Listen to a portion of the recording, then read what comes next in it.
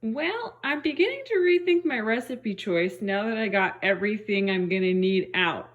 So this is how to bake a cake from scratch, and this is everything you're gonna need. Tools and everything. So, yeah, it'd be easier to use a cake mix, I agree. But what if you don't have one? What if it's pandemic and no one will take you to the store and you need to make a cake? This video is for you.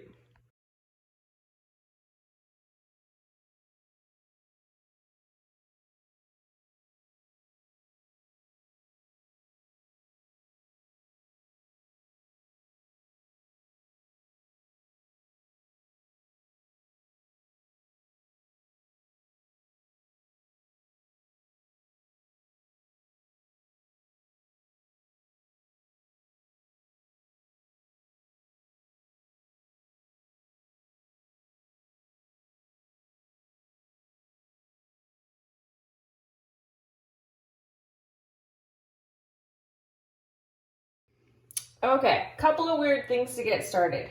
First, you want to get some butter out of the fridge to start getting your room temperature for the frosting you're going to make later. So get that out first. Also, preheat your oven to 350. Okay. Oh, wash your hands. And if you have long hair, make sure you tie your hair up. Okay, so we are going to put the dry ingredients in our big bowl, fuzz, and we're gonna put wet ingredients in another bowl. But something weird about this recipe is that it calls for buttermilk, and if you don't have buttermilk, you can make your own. You just take milk, and it's gonna call for 1 cup of it. So I'm gonna fill the 1 cup almost all the way to the top, but leave a little tiny bit of room. And then if you put 1 tablespoon of vinegar in with the milk, it will make the milk into buttermilk. So,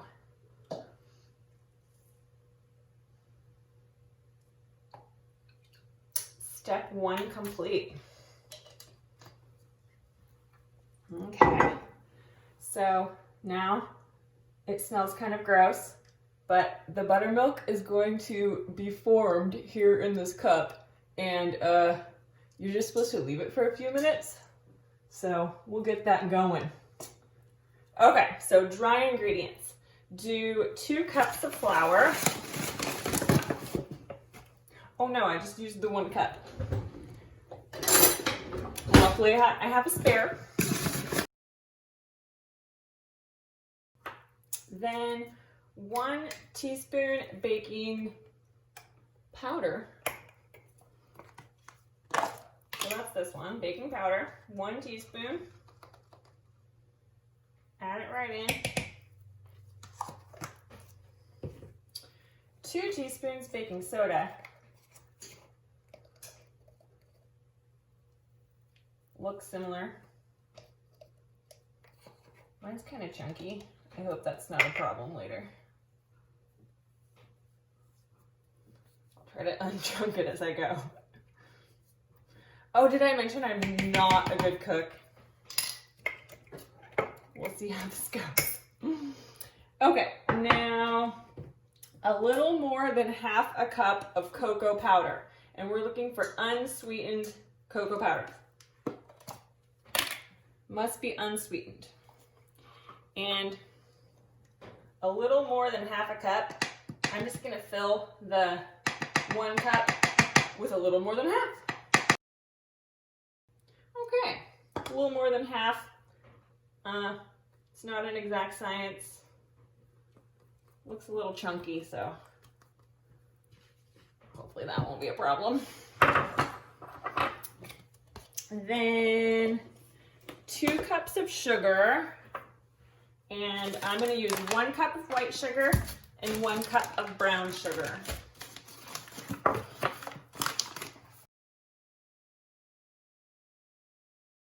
And ½ a teaspoon of salt. It always cracks me up in recipes when you have all this stuff and then it's like ½ a teaspoon of salt. It's just this tiny little amount. I don't get it. Like, what's it gonna do? How's it gonna make a difference? And I never measure ½ a teaspoon. I just like put it halfway full. So with the dry ingredients, mix them up as best you can. This kind of looks like a legit cake mix right now, I'm not gonna lie.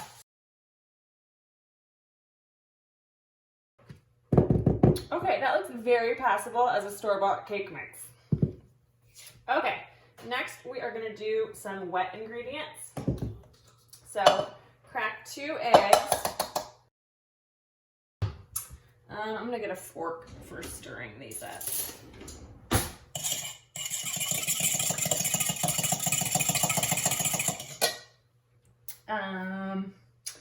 Then I didn't write down this part of the recipe. Whoops. I think it has to do with oil and our buttermilk that we made. And I do remember a lot of vanilla. A trick for measuring vanilla is just use the lid.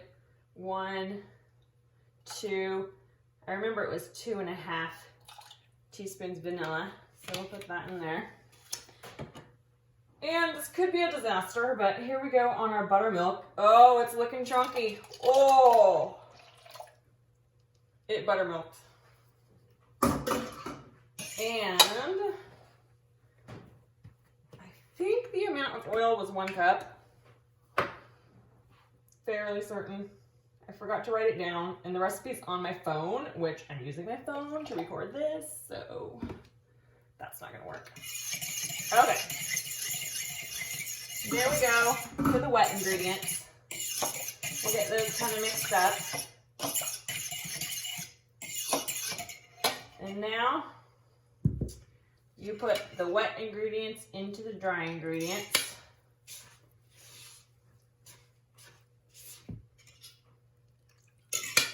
A little at a time. And the last thing it said to do for the batter was to add a cup of hot water to it. And I don't know why hot, but go with it. Here we go.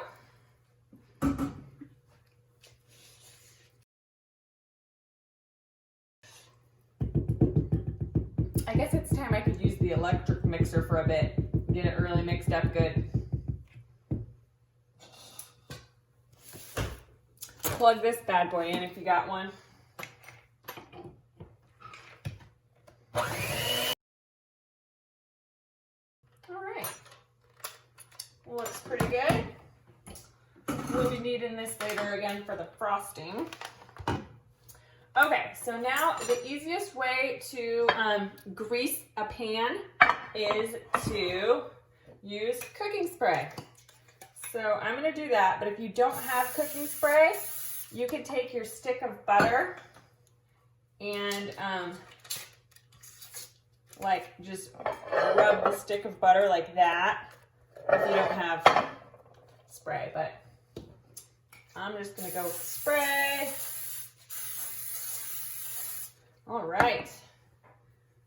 And these kind of spatulas work really good to get all your batter poured in. I heard my oven beep that it is time, or temperature up, I mean. So I'm gonna put this in the oven, and it says for 32 to 36 minutes.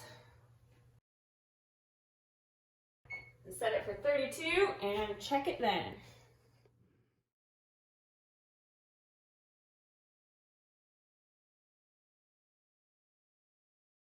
This is what you're gonna need for frosting. Powdered sugar, cocoa powder if you wanna make it chocolate frosting, more vanilla, more milk, and butter, and a hand mixer. Okay, so for the frosting, do this whole stick of butter, and hopefully it should be a little bit softer by now. Sometimes the paper sticks to it. Make sure you get all the paper. Then, some more vanilla. And I'm gonna go for 2 capfuls. And then use your mixer just with the vanilla and butter just to kind of get it going a little. Looks like that. Then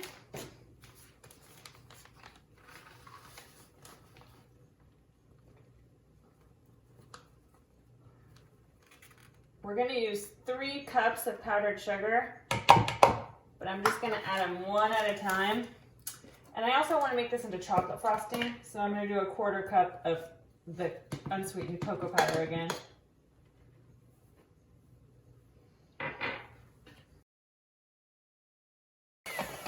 This is very dry, so I need to start adding my milk. It calls for a 1/4 cup of milk. But frosting is a little bit tricky. You can kind of add it gradually. Add a little bit first, but not the whole 1/4 cup yet.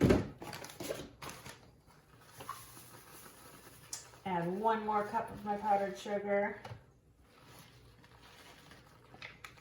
Frosting's not an exact science. I'm gonna need 1 more of this. Let's see how this goes. Oh, it's getting like frosting. And I'm gonna add a little bit more of my milk.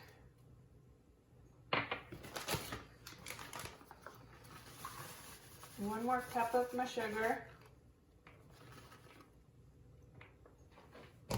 Probably like the most random cup amounts ever, but close enough. One thing you can do if you have one of these spatulas is scrape the sides so you can get everything incorporated.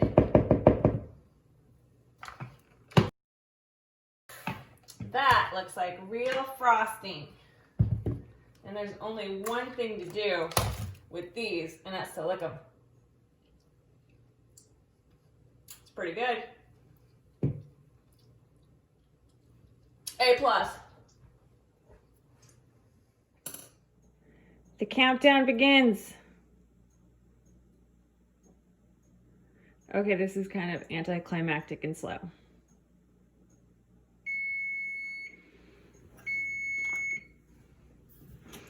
Let's check out this cake. Oh, it looks pretty jiggly still. What I'm gonna do now is take a toothpick and put the toothpick in the middle of the cake. And if it comes out clean, then it's done. And I wouldn't say that came out clean. And just shaking it a little bit, it looks a little bit jiggly. So I think it might need the full 36 minutes. So that would be at least 4 more. Take 2. Got a new toothpick. Hopefully we're done. It smells really good.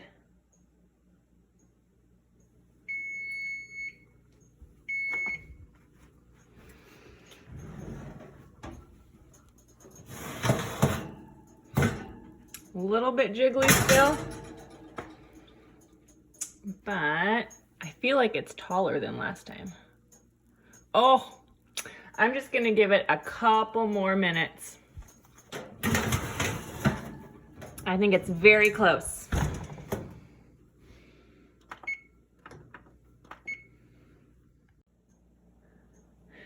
Last time, I'm gonna do the toothpick thing again, but I think I'm gonna take it out no matter what.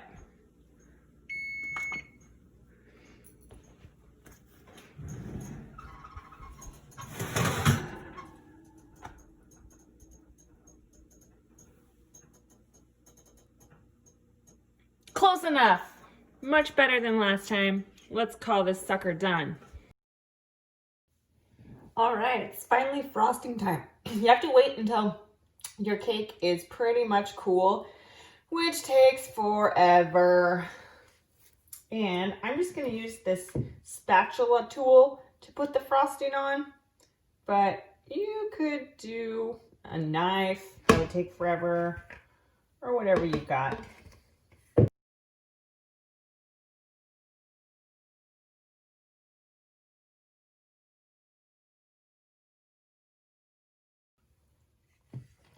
I just remembered that I think I have some sprinkles left over from something else.